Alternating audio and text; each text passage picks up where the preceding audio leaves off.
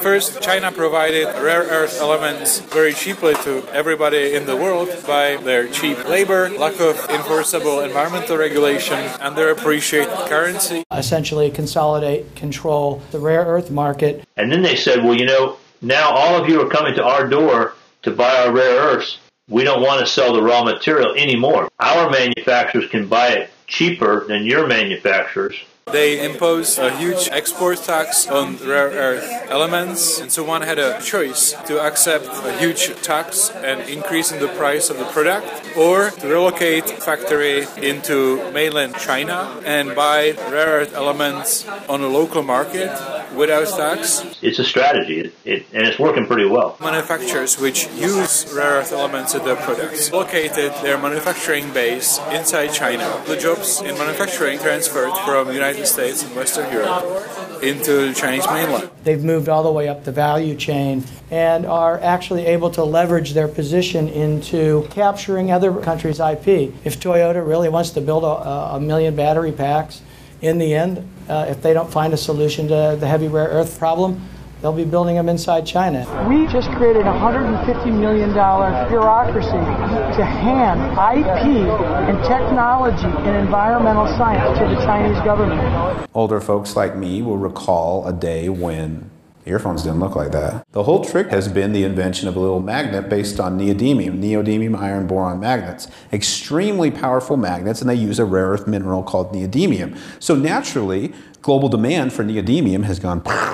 And because neodymium iron boron magnets are so powerful, one of the places they find application is in the generators that sit on top of windmills. Because if you're going to put a generator on a windmill, on this really, really high stock, you want it to be as lightweight as possible. Currently, it's all being mined in China. Now, why am I talking about neodymium? Well, because thorium is always found with heavy rare earth elements. If you remember your periodic table, the lanthanides, that column above the actinides, those are all the rare earths. Thorium policy in all Western nations undermines a successful development of a domestic rare earth market. All of the rare earths that most Western mining companies are willing to process are what they call bastnasites or carbonatites. They typically select these rare earths not because of the high ratios of rare earths, but simply the absence of thorium.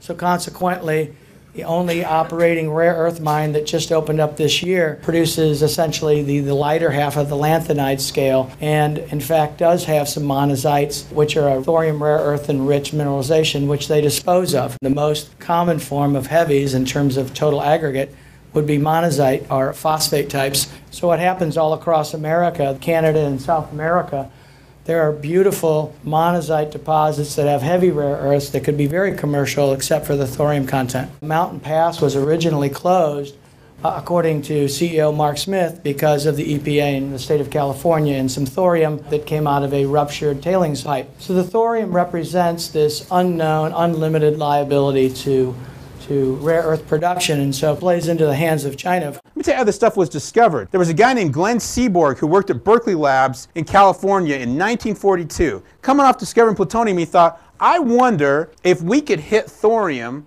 with a neutron and turn it into something. Again, fission had been discovered like 3 years earlier, so they were still in the very beginnings. So he got this grad student, you know, everybody's been a grad student knows what it's like when a professor says, all right, I want you to go into the nuclear lab and turn on the neutron bombardment system and expose this sample of radioactive material and find out what happened. Yep, I've done it, sir. I have made something new. Thorium did absorb the neutron. It became uranium-233. Poor little grad student. I want you to go back, and now I want you to hit it with a neutron and see if it will fission. Because I think it'll fission. I think it'll fission just like uranium-235. Figure out how many neutrons came off when it fissioned.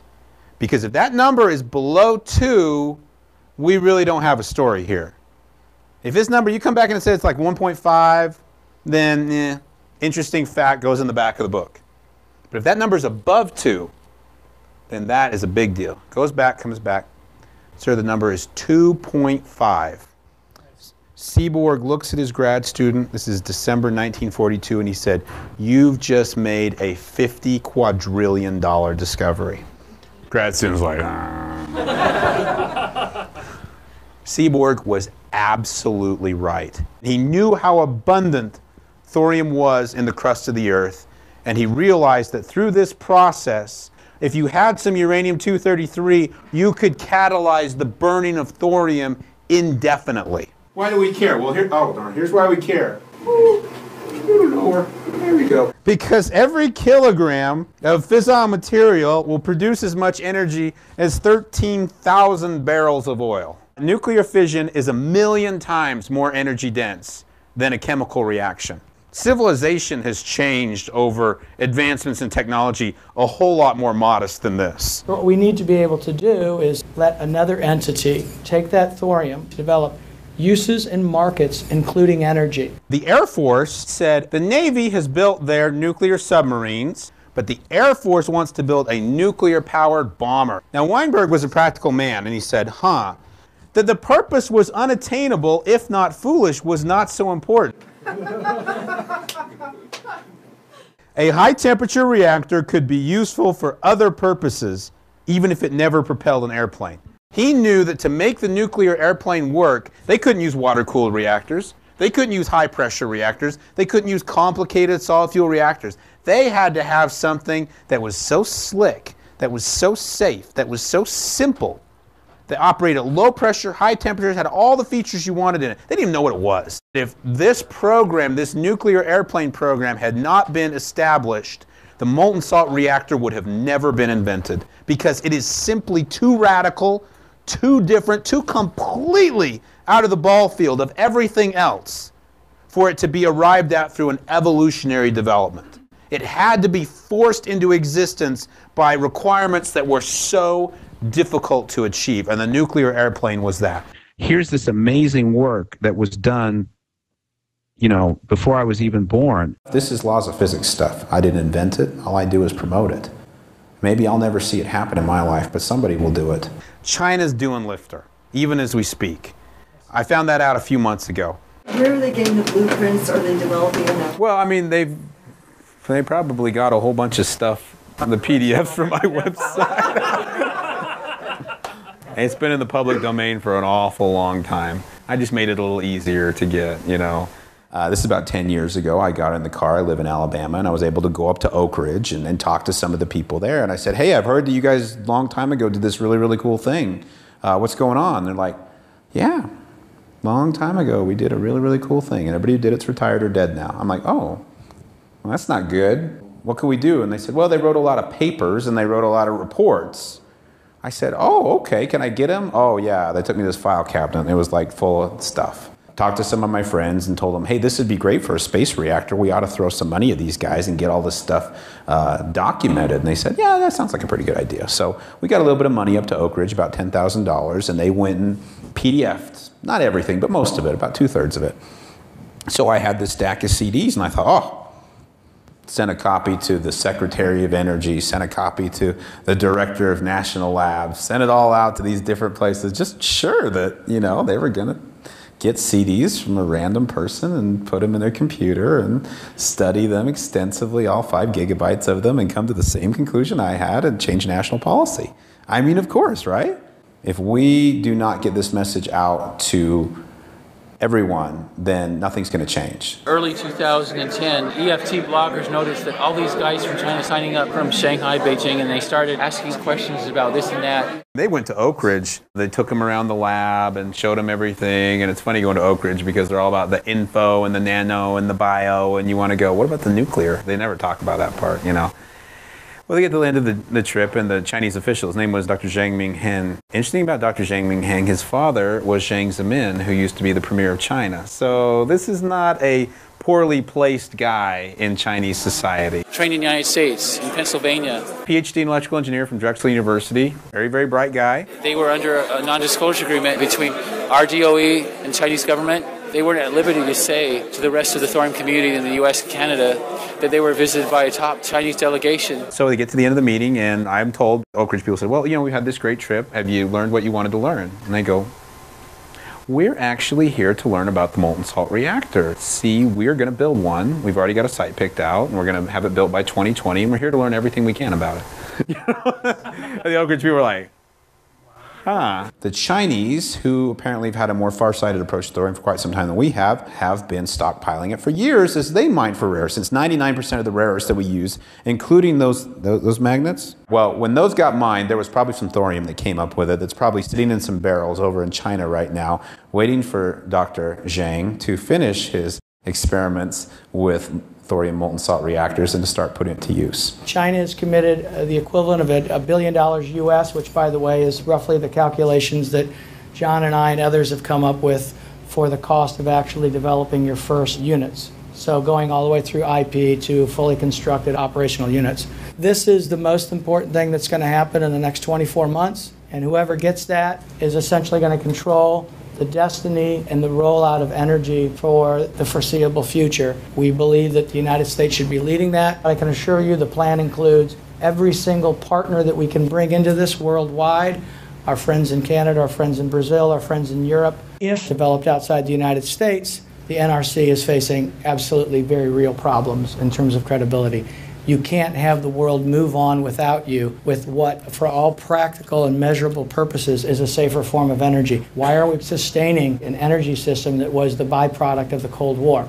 I think if we could all just kind of go back in time, I'll bet you that all of Europe felt like America was today's China. What we did to the Europeans coming out of the First World War and the Second World War, buying up all the globe's resources and becoming the industrial producer of everything, felt very similar. But remember, we were about 130 million people back then. They're 1.3 billion. They need it. They need the power. They need to be able to realize the promise of thorium. But I'd also like to see us succeed, you know. I mean, we were working on this stuff a long time ago. We made great progress on it. We set it down in 1974 for kind of dumb reasons. And I think it's high time that we pick that thread back up again. We can be competitive with China on making patents on things that weren't thought of in the 50s and 60s. But if we wait, Americans, Canadians, Brazilians will be buying lifter and molten salt technology from China and paying them the royalties. We buy a lot of things from China already. You know, I mean, it's not as if we're not buying enough things from China. We are definitely keeping them busy. So let's go develop thorium. Almost every known way to extract rare earths from their mineral concentrates means that thorium just literally drops out like a rock and you have it. So while you're meeting the world's rare earth demands, the thorium is free. So it's going to be the most valuable commodity in the world with almost no value. Enough people now, thanks to the internet, are learning about the potential of lifter and thorium, and they're asking hard questions. Mr. President, you often say there is no silver bullet to our energy problems. Why is the federal government not accelerating research into fluid-fueled molten salt reactors that run on thorium? Liquid fluoride thorium reactors. This is a kind of... You're already way above my pay grade, so... I'll explain it to you because this is the kind of idea Washington needs to know about. Pretty soon, in 10 years, we're going to be buying these things from them if we don't start making them right now. The AEC report given to John F. Kennedy at his request in 1962. It addresses directly the fears that they had, and it specifically outlines what we should have done. And we have not done it. We can do the thorium breeder reactor, which Weinberg and the Ornell team worked on for 20 years and perfected and operated for 4 years in the 1960s. And that reactor is exactly what China now has $1 billion to develop using our plans, all our research, everything that we did as an American research institution 49 years ago. Even if Washington does operate slowly, 49 years does sound to be a little excessive. If we don't do it, it will still be happening. It will just be happening in a place like China rather than the United States. We will be seeing lifters built in the future, make no mistake. Let's say, for example, you had a single rare earth refinery creating about 20,000 tons of heavy rare earths a year. On current consumption, that's about 130% of domestic consumption for rare earths. It automatically undermines China's advantage. Now there's 2 places on the planet Earth where you have a guaranteed supply of heavy rare earths. What can your country leverage that into? This is the fulcrum you need to get back into the world economy as a manufacturer, value-added producer. On another note, you would produce enough thorium, which would historically have been dumped into tailings lakes, to provide power through the entire Western Hemisphere. And I've been told in every single presentation that's an understatement. If we can convince our government to step up to the responsibility of dealing with the rare earth issue, which means dealing with the thorium issue, put ourselves on the path for a new era in U.S. economic growth and a path towards total energy independence.